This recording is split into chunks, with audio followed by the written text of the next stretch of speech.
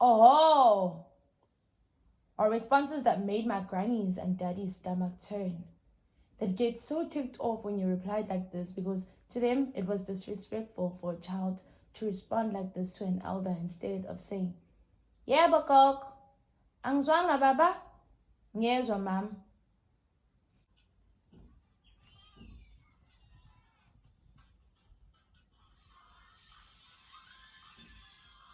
We grew up in Bataland, Mzimkulu, where the language they speak is a fusion of both Xhosa and Zulu.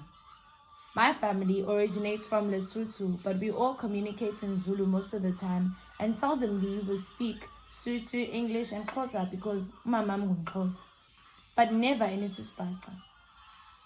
Bhaca people call going to the loo ugyobhosha, but that word was forbidden at home.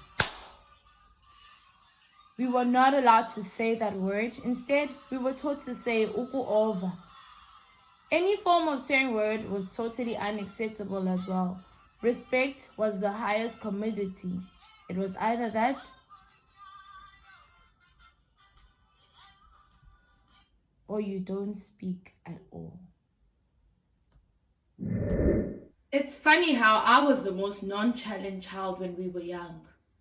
At some point, my family thought that I had suffered from a trauma they were yet to find out about. but I wasn't. I just had too many voices in my head that I didn't know how to use with humans. Every time I spoke, my words would shock my family because I said the dumbest things without even noticing the magnitude of the words I uttered. One day, when we were all sitting in the TV room and everyone was engaging in a conversation that I was not interested in for a numerous number of reasons, one being the age gap. My aunt asked me randomly, "Mam Gwen, what's on your mind?" And everyone's eyes suddenly turned to me and pierced through me, forcing me to respond to her even though I didn't want to speak. "I wish I had other siblings," I responded, and the whole room fell into dead silence.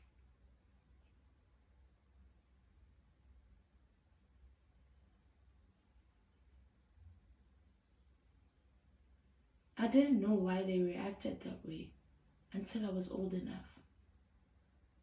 My mom had lost her firstborn due to a surgery that went wrong, and my father has a son that he is denied to father to date because the mother has her own reasons.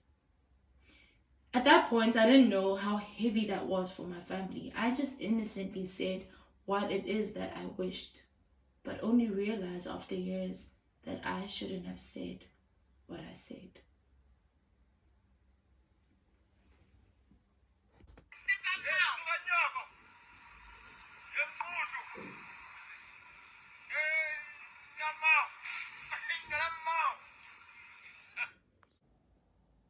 To be quite honest, I curse a lot under my breath. I grew up in a family that despises vulgar language, and you'd expect me to be a person who never utters such things because that's how I was raised. But the world is such a shitty place, and I swear you need to swear from time to time just to release some of the rage in you. Nothing is really new for me, to be quite honest. I've always been an internal person. I've always been a person who says things in silence, but I think I've grown to learn to never speak negatively to people when I'm tempted to utter bitter or cruel words. I'd rather say things silently than give out negative opinions to people. That doesn't only apply to other people. I also have other words that I say to myself in silence, be it to calm myself down, to get my head back in the game, to stop myself from saying something or making the wrong decision, and also to affirm myself with positive words as well as in prayer.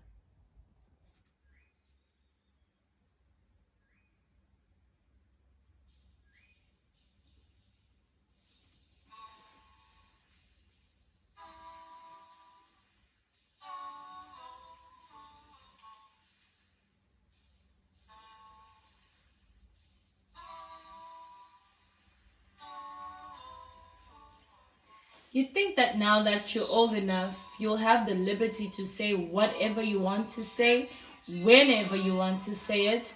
But that's not the case. As old as I am, I still can't speak about my feelings. I still can't say how I truly feel at a given time.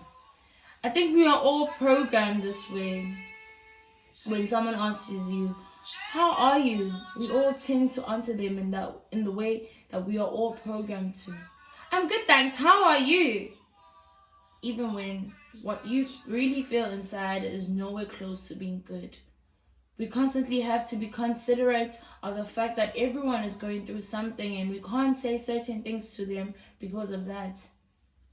I've learned that I shouldn't say negative things to people because we are such a depressed society and we constantly have to be wary of the things we say to each other.